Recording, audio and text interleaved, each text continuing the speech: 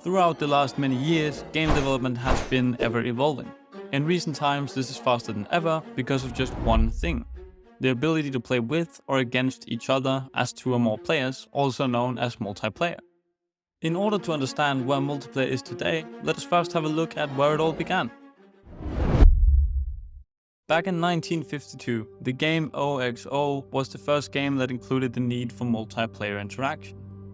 As the name might give away, this was a simulation of the game Tic-Tac-Toe. This was developed for the EDSAC system, as I'm sure you all know of, right?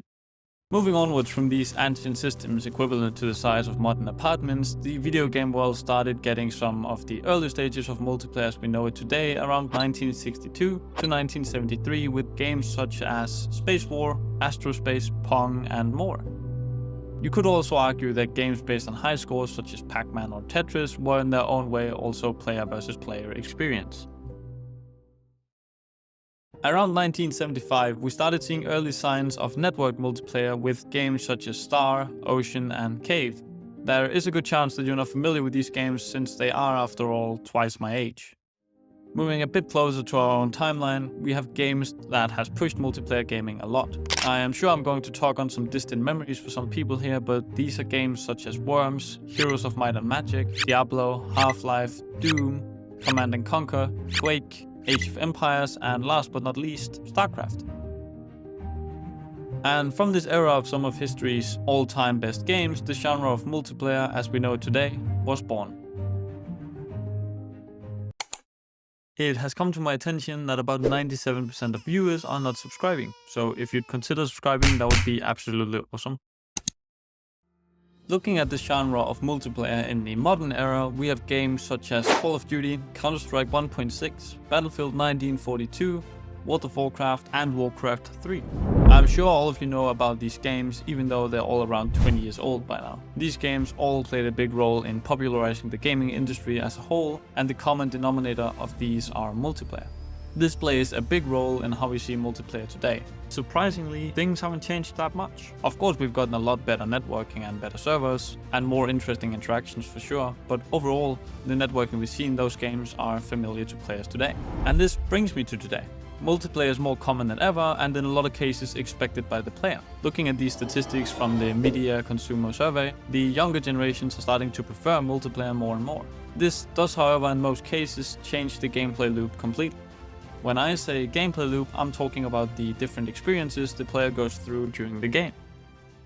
Let's take a closer look at that.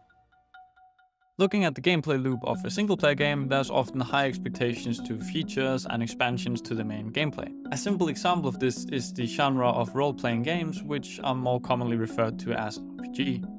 In an RPG, a simple gameplay loop would be kill enemies, level up, get better character stats, get better gear, and then it loops back to killing better enemies. As the world of RPG games has grown, the expectations has as well. Looking at a single-player game such as The Witcher 3, which is widely regarded as one of the best games of all time, the bar is extremely high. An in-depth storyline with a bunch of different elements and well-rounded features. It also includes some of the best graphics of its time, engaging combat, awesome audio and much more. A gameplay loop of such a large game contains a whole bunch of different loops for every feature. Everything has to be well-rounded and with the player experience in focus, since there's nothing to compensate if a feature falls flat.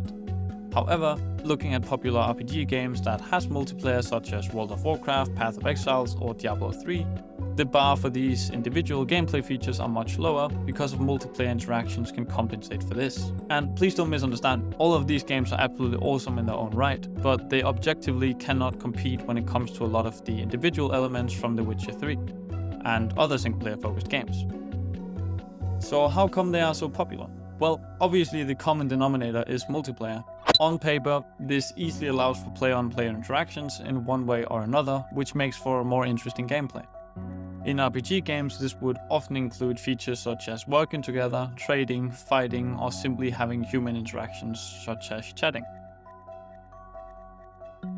Looking at competitive games, it's also very obvious to most people that games such as Counter-Strike, League of Legends or Rocket League would quickly fall flat if it wasn't for the competitive elements of matching up against other players. And now you might think, why wouldn't developers just make multiplayer games? If everything is just easier, there's nothing to lose. Well, this isn't the case. It will forever be a subjective matter whether multiplayer or single-player games are better. Nonetheless, developers have to fit in where the audience wants them, and the trends are strongly suggesting multiplayer. Looking at the general playtime of games, this is also the case. Multiplayer is, however, very difficult to master and can create for a whole new dimension of trouble for the developers. This is especially the case for hobby or indie developers such as myself. I have personally chosen to focus on multiplayer game development since I love some of these interactions you can make. Games such as We Were Here, Among Us and Worms are great examples of games that can create some wonderful memories for people, myself included. So here's my pros and cons to making a multiplayer game as an indie developer. Some of the pros are the simpler gameplay loop, there's way more replayability, more player interactions by default, and there's easier market potential. Some of the cons of developing a multiplayer game as an indie dev is that you're forced to limit your scope or expect high development time. You're forced to set up and maintain a server or integrate with an existing service such as Steam or Epic. It's generally really hard to master multiplayer, and therefore you should simply just expect a lot of strange bugs that you've never seen before. So what's the final verdict? Should you develop a multiplayer game yourself? In my opinion, it depends on a few factors about you, and the most important one being, what do you want? If you want to make a multiplayer game, go right ahead. I have some really simple and short tutorials on how you get started. You can just click in the top right corner now. But another important question is also, how confident are you in working with single player? If you're not too familiar with working with single player games, multiplayer development is going to be extremely troublesome. I would greatly recommend that you get to the point of comfortably being able to write your own code without having to use tutorials before you take up multiplayer game development. And this is really it. Did you enjoy the video? A like, subscribe and a nice comment is greatly appreciated and would greatly help push this video to the YouTube algorithm. And as always, I just hope that you have a wonderful day.